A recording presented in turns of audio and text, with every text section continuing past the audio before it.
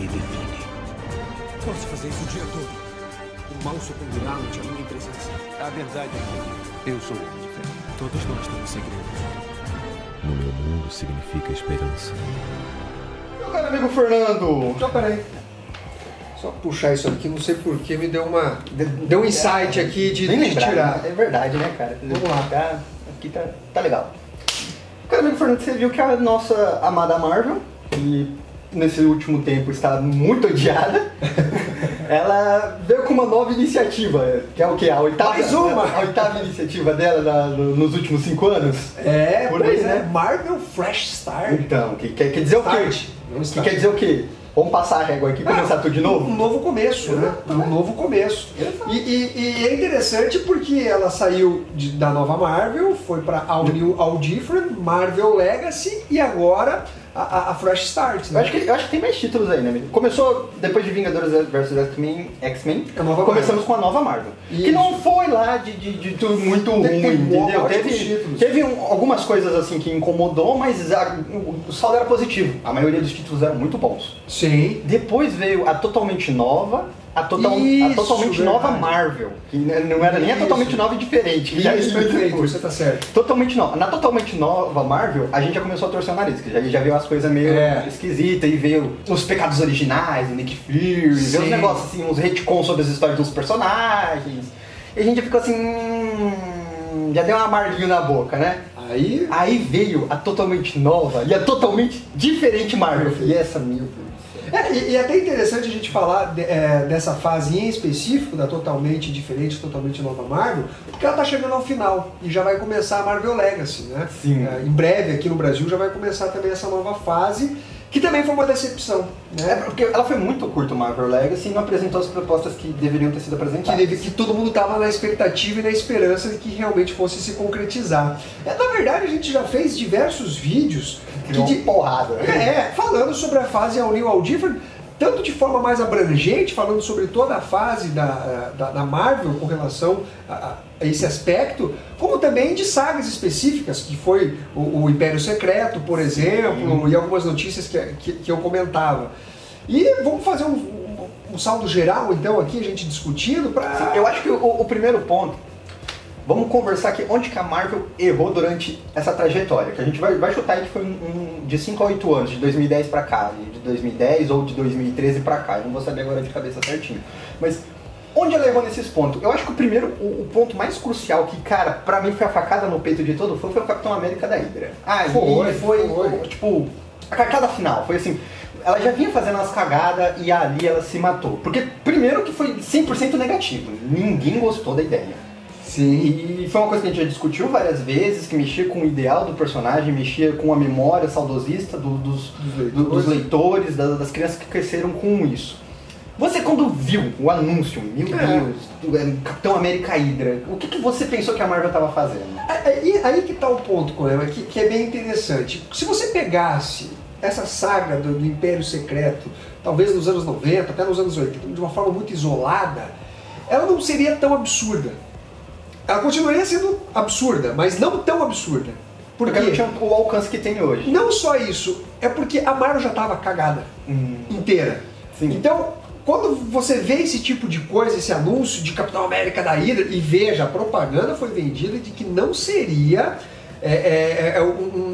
na verdade, assim... Não seria consertado, era isso o original. Era isso, sempre foi isso. O Capitão América era da Hydra. Essa era a cronologia correta. Foi vendida essa ideia, ainda que depois a editora tenha voltado atrás. A gente já sabia que ia acontecer. Isso, essa que foi a ideia vendida. E eu acho interessante a gente analisar não só pelo aspecto do Império Secreto, vilanizando o Capitão América, falando que ele era o Capitão Nazista. Existe um conjunto de fatores, e esse é o problema. Não, eu sei que é o conjunto de fatores é o problema, mas eu acho que esse foi o ponto mais chave. Não, isso sim. Foi o checkmate. O que o John falou assim, eu vou parar de comprar, porque não dá mais pra comprar. A minha editora não é mais a editora que eu costumava comprar, ela não tá trazendo ideias inovadoras, que a ideia disso era ser inovador, e não foi, tá ligado? Ó, de vez em quando a gente debate ali no grupo do Central HQs falando sobre diversos temas, né? E a gente tem, E muita Sai na gente... porrada pra caralho. Sai na porrada pra caralho. Se a galera tivesse noção do jeito que a gente treta lá, como é que vocês são amigos ainda? Toda vez que eu tô no trabalho, eu aperto aqui o botãozinho do celular e eu olho assim que tem mais de 100 mensagens, eu falei, os caras estão tretando. Os caras estão tretando. Mas só que é isso que é interessante, porque tem muita gente que tem visões diferentes e você acaba assimilando, aprendendo, mudando até a sua argumentação e aprendendo a argumentar em cima daquilo. Eu acho bacana porque toda vez que tem essas discussões eu tenho um ponto de vista, ou meu ponto de vista ele se enriquece mais, ou eu acabo pendendo com um pouco pro outro lado. Sim, você... E acabam me mostrando uma proposta diferente, eu falo, é verdade, eu não tinha pensado por essa perspectiva. Um dos pontos que eu acho de suma importância, Corema, que a gente já falou isso em vídeo, e aqui nós vamos fazer como fosse um saldo geral da All New, All Different, até como a gente fez naquele dos Novos 52, né? Se valeu a pena os Novos 52. O ponto, Corema, que eu acho que é o principal da Marvel, foi mudanças gerais, diversas, tudo ao mesmo tempo. Porque se a gente for listar esse que foi o problema, porque se você pega Capitão América, Incrível Hulk, Homem-Aranha, Homem de Ferro, trouxeram personagens, todos eles sofreram modificações no decorrer dos anos, das décadas. Eu poderia até listar assim, se a gente coloca em primeiro o erro mais fatal, o do Capitão América ali, tá ligado? Que Sim. Da Hydra, eu acho que em segundo, pra mim, o segundo erro mais fatal foi acabar com a super família. A família da editora. Com certeza! O Quarteto Fantástico não existe mais. Até hoje não existe mais. Até hoje não existe mais. Então, aí que tá o problema. Quando você pega, por exemplo, o Capitão América, o próprio Capitão América, ele já deixou de ser o Capitão América e se tornou o Nômade.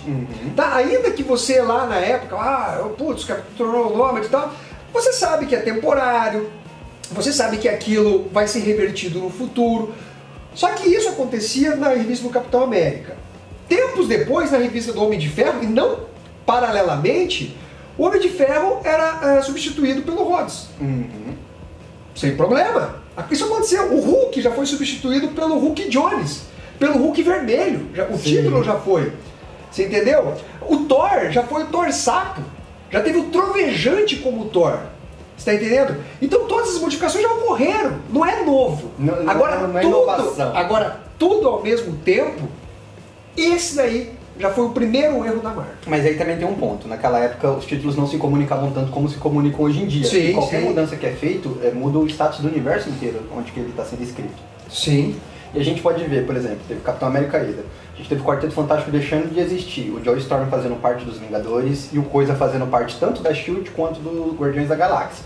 E também foi muito absurdo, porque não se fala, é como se eles não existissem. Não se fala onde está Sue e Reed Richards.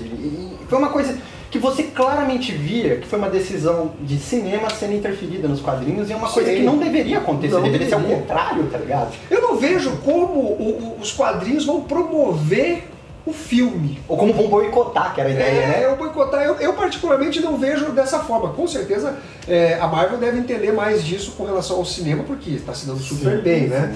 Mas o outro ponto, Corema, que é muito interessante, e aqui eu vou fazer um breve monólogo, é o seguinte, eu vejo muita gente falando assim, olha só, os fãs são muito conservadores, são muito chatos, os fãs de longa data. Só que é uma coisa que as pessoas precisam entender, que esses impérios que a Marvel construiu, que a DC construiu, com personagens atravessando décadas. Superman foi criado em 38, vai fazer 80 anos de personagem. O Hulk... seu mesmo até hoje. Você entendeu? Claro, ele sofreu algumas modificações. O Superman, por exemplo, de início, ele não voava, ele só saltava. Sim. Ele tem algumas modificações, mas aquele cerne, aquela base do personagem, ela é mantida. Você entendeu? E ela é mantida até hoje. Por quê? Porque os fãs gostam do Superman daquela forma. E o leitor de quadrinho, em regra, eu não digo todos, em regra, ele tem uma paixão pelo personagem. É como se fosse um time de futebol. Você tá entendendo? Você gosta daquele personagem, você torce por aquele personagem. Tem personagem que você gosta e tem personagem que você não gosta. Pra você ter uma ideia que dessa paixão é tão forte, tem a rixa Marvel e DC. Que eu particularmente, independente da minha opinião, eu acho uma besteira.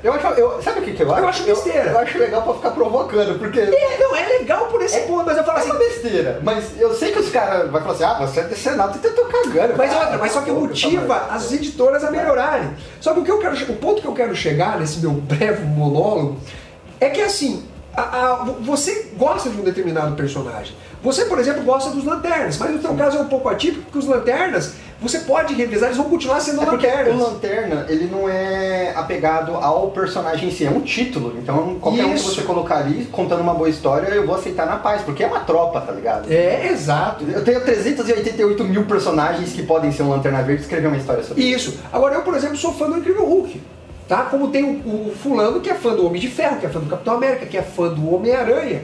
E independentemente das histórias passarem as décadas e terem modificações, a base do personagem é mantida. Isso não quer dizer que a gente é contra, eu particularmente falando, e falando, acredito eu, em nome de muitas pessoas que gostam de determinados personagens.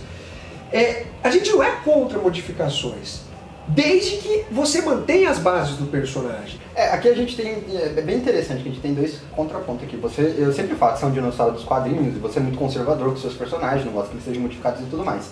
Eu não gosto que modifique um personagem que já exista. Por exemplo, o Superman agora se dividiu em dois, são dois seres, um azul e um vermelho, e agora vão combater o crime. Esses dois são Clark Kent. Eu não gosto quando modifica. Mas o Clark fala assim, já deu pra mim, já deu, sim, vou viver com a minha família, não sei o que, tá aqui minha capa, você que assumir meu manto, assuma, vai embora. Mas me deu um final pro personagem, me deu uma coerência ali. Não, meu Deus, Homem de Ferro desapareceu, agora essa menina super gênio que apareceu do nada, ela vai ser Homem de Ferro, que é um dos pontos também que a gente pode listar aqui de muita modificância no universo Marvel, que foi o desaparecimento de Tony Stark e a entrada da Coração de Ferro. Não que a personagem seja ruim, eu não acho a personagem ruim. Mas a forma que as coisas... Mas a forma que aconteceu foi muito... Não temos planejamentos, vamos jogar na cara do leitor. Mas, agora, o ponto que eu quero chegar, que eu quero até questionar com você. Você acha que essa tentativa de modificar a editora, a Marvel, ela estava tentando trazer novos leitores com isso? Tentar reiniciar os seus personagens para que uma nova onda de pessoas, preferências da idade, que eles gostariam de atingir, que deve ser a menor idade possível, para poder ter um mais longo possível aquela pessoa comprando o quadrinho dela. Sim. Então eles tentaram modificar todos os personagens para todo leitor ir lá e começar a ler ali e começar a se identificar com esse personagem desde o começo e criar um novo fã. Porque na cabeça da editora, o fã antigo não vai deixar de comprar, não vai deixar de acompanhar os quadrinhos, mas acabou acontecendo errado. Exato. Mas você acha que essa tentativa totalmente diferente foi isso? Foi uma tentativa, na verdade eu não vejo como duas formas. Realmente atrair novos leitores, mas entrar na moda. Esse foi o principal mote da Marvel. Entrar na moda do que hoje está sendo o lance da diversidade, do politicamente correto, que independente de ser bom ou ruim, está na moda. E a diversidade é excelente. Eu sou contra o politicamente correto, mas a diversidade eu acho excelente. E o problema foi como a Marvel abordou isso nos quadrinhos. Então a Marvel achou o seguinte, eu vou substituir todo mundo, tá? Foda-se. O leitor vai chegar e falar, nossa, olha que personagem legal. Só que a editora esqueceu que existe 50 anos. 50 anos de gente acompanhando o personagem. De gente acompanhando o personagem. E mesmo o povo leigo, ele tem uma noção de quem é o personagem, até por conta dos próprios filmes da editora. Quem é o Tony Stark? Quem é o Homem de Ferro? É o Tony Stark. Quem é o Hulk? É o Bruce Banner. Você tá entendendo? Então o que acontece? Ela esqueceu que o novo leitor que ela quer abranger vai sair do cinema e vai querer ler um quadrinho do Tony Stark, não um quadrinho da Riri Willis. Exato. E o ponto que a Marvel também deu muita atenção, e o pessoal fica puto da cara, alguns, né, obviamente, outros me aplaudem com relação a isso, que é a questão dos justiceiros sociais, que começaram a dar muito pitaco, começaram a querer censurar a Marvel, né, falando, olha, você pode fazer isso, mas você não pode fazer aquilo. Isso é errado, essa capa não pode. E a Marvel, bobona, deu ouvido para esses trouxas que simplesmente não consomem os quadrinhos. É que na verdade é assim, essa galera que você chama de justiceiro social, eu tô cagando pelo nome que eles têm, enfim, eles levantam só a bandeira. Simplesmente eles levantam uma bola de vôlei. Alguém corta, eles levantam, aí com essa levantada de bola, ele pega toda uma gama de pessoas, que são pais, são filhos, são avós, são pessoas que não estão vivendo aquele ramo e dão like na ideia dele, entendeu? Tipo assim, meu Deus, essa capa da Batwoman com o Coringa lembrando um trauma dela é horrível porque traumatiza as mulheres, não sei o que. Eu te garanto que todas as pessoas que fizeram estardalhaço em cima disso nem sequer sabem o que é piada mortal, tá ligado? Isso, perfeito. Por quê? Porque alguém sabe o que é piada mortal, acha um absurdo aquilo, levantou a bola o e efeito viu manada. essa galera que é realmente um absurdo, juntou junto e isso acaba afetando a editora. Por que acaba afetando a editora? Porque são números. A editora não vê o rosto, não vê se é leitor, não vê se é coisa. Ela vê só um número. Tem um número X de pessoas reclamando, então a gente tá errado. Os erros da Marvel Comics. A gente teve, até então, se a gente pegar aqui e recapitular todos os erros, a gente teve Capitão América da Hydra, a gente teve fim do Quarteto Fantástico, e a gente pode encaixar aqui como um terceiro grande erro, que foi o fim dos X-Men, que eles deixaram o título de lado, sendo que os X-Men, junto com o Homem-Aranha, sempre foram os títulos mais vendidos da editora. E eu não consigo entender até hoje. Eu não consegui, nas pesquisas que eu fiz, eu não consegui achar entrevista, eu não consegui achar ninguém. Eu consigo, quando eu converso pessoalmente com desenhistas que são de dentro da Marvel, Sim. que eles falam assim, cara, eu não posso comentar, mas tomar merda, tá ligado? Tipo, lá dentro estão fazendo essas decisões e até pra gente não falam o porquê. E o que eles fizeram? Acabaram com a família X. Eles deram mais renome para os Inumanos, não é uma coisa ruim. Sim. Eles trouxeram... Mas entretenimento... Porque tipo ali... dos X-Men, esse que é o problema. Então, os Inumanos e os X-Men são muito parecidos, assim, Sim. os povos, né? Então eles falaram assim, vamos pegar os Inumanos e botar de volta pro alto e vamos deixar os X-Men de lado. Só que eles esqueceram que os X-Men têm muito mais apelo, os X-Men viveram numa época, vieram numa época onde as pessoas sofriam muito o preconceito em cima das questões que elas estavam vivendo na época. Eles eram super apoiados pelos negros que, lá na época deles estavam começando a ganhar direitos e os X-Men não tinham direito nenhum, refletiam muito a realidade deles, etc. E esqueceram uma equipe simplesmente por uma rixa novamente de cinema, creio eu, não tenho certeza dessa informação, mas deve ter sido. E o grande problema disso, Corema, é porque os autores que escreviam os títulos, eles não tinham liberdade criativa. Eram imposições editoriais. E a gente não sabia na época. Hoje, esses autores perderam os vínculos com a editora. E estão soltando, Porque primeiro estragou um pouco a carreira do autor, que eram autores de nomes muito fortes, faziam muitos títulos bons, e você falava, caramba, o cara me escreve história paralela boa, o cara me escreve história própria boa, aí quando tá escrevendo o título do X-Men, tá escrevendo uma merda. Por que será? Aí o cara soltou hoje em dia, né, falou, não vamos citar nomes pra não prejudicar pessoas, mas aí falou, eu não tinha liberdade nenhuma. Simplesmente você tem que escrever isso. Eu não fazia meu trabalho. E além dos X-Men, a gente teve a morte do Incrível Hulk, a morte do Wolverine. Sim, você tá entendendo? Que seriam os pontos que eu ia trazer depois, mas a gente teve o Hulk mudando a condição dele de maldição para Hulk pimpão. Cool, tá ligado? É legal ser super forte, super bombado, tomar anabolizante. Você percebe a própria contradição da Marvel, que quando ela viu que o personagem não funcionou na sua versão alegre, na sua versão pimpão, o que a Marvel fez? Vai trazer de volta. Não.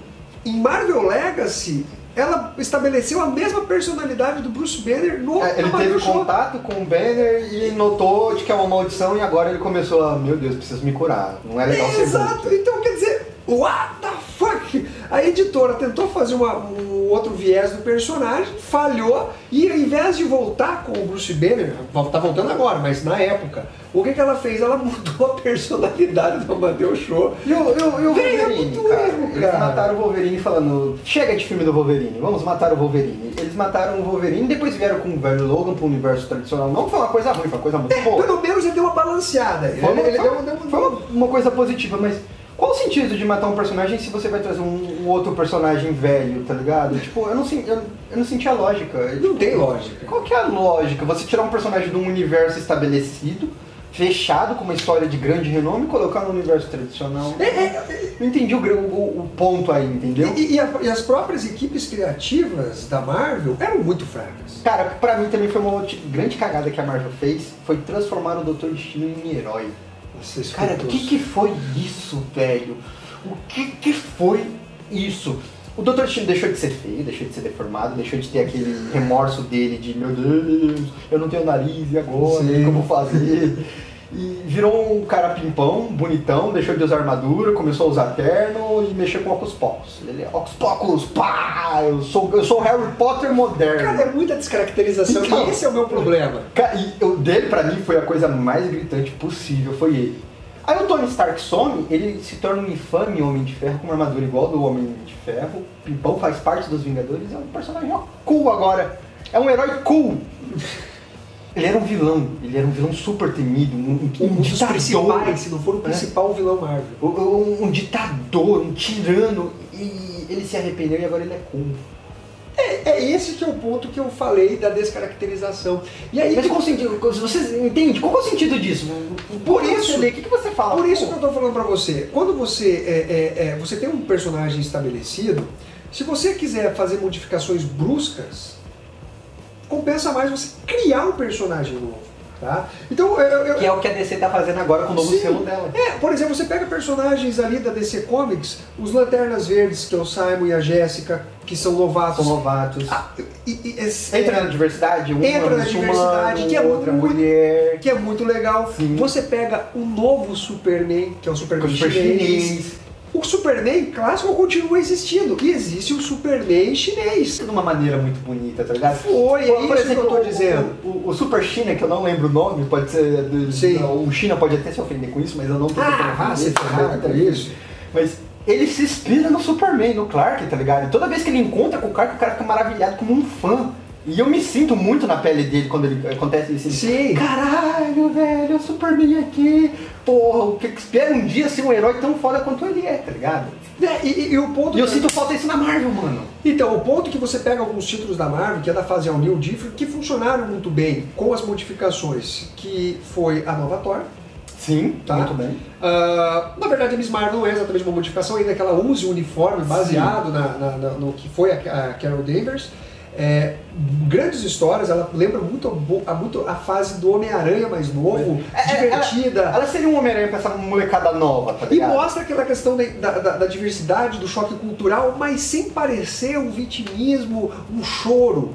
Você entendeu? Você pega o Pantera Negra do Takahide Hishi, sei lá o que é. Sensacional. Muito bom. Pra mim teve muito impacto. Então, e não é uma história de choro, de panfletagem. E eu também acho que se a Marvel quer fazer história de panfletagem e tal, ela tá livre de fazer. Eu sou totalmente a favor da liberdade de expressão, de você usar a sua criatividade para criar grandes histórias. Só que o meu ponto é o seguinte: a partir do momento que isso se torna chato, ou que você queira colocar isso em títulos que não são o público-alvo. Então você pega, por exemplo... Ela coloca nos títulos que não são público-alvo, porque ela pega os títulos que estão vendendo, que ela quer tentar atingir um público maior. Mas aí ela erra. E ela erra. De acordo com o meu calendário de merda, a gente teve DC errando, Marvel acertando. Agora teve DC acertando, Marvel errando. Então, de acordo com esse calendário, talvez o relógio do Apocalipse aí vai ser uma merda, porque vai ser a decadência da DC, porque agora tá na hora do DC começar a errar e a Marvel vai acertar. Vamos torcer que as duas eu espero. Mas grandes opções aos leitores. É isso aí então, Fernando. Depois a gente conversa caso alguém erre, a gente se vê por aí. Beleza, valeu.